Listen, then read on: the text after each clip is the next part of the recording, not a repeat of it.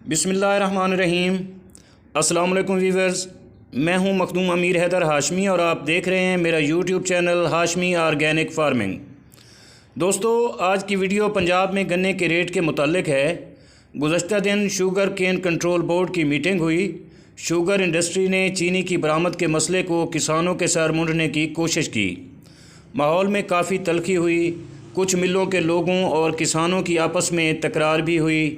महकमा ज़राअत ने शुगर मिलों की सपोर्ट की और गन्ने की फ़ी एकड़ पैदावारी लागत बहुत कम बताई, जो कि सरासर ज़्यादती है किसानों के साथ। लेकिन किसान डटे रहे और गन्ने की कीमत बढ़ाने पर ज़ोर दिया, जबकि मीटिंग और इजलास में पंजाब में गन्ने की कीमत 325 रुपये फ़ी मन तजवीज़ की गई, जिसे किसानों ने मुस्तरद कर दिया और रवां सीज़न में गन्ने का रेट 400 रुपये फ़ी मन मुकर्रर करने का मुतालबा किया है। लेकिन शुगर माफिया और हुकूमत ने ताहाल किसानों का ये मुतालबा तस्लीम नहीं किया और 325 रुपये पर अटकी हुई है।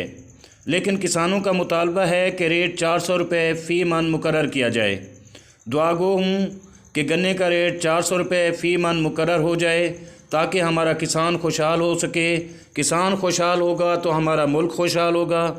और अगर आप दोस्तों को मेरी वीडियो अच्छी लगी हो तो लाइक और शेयर ज़रूर कर दें।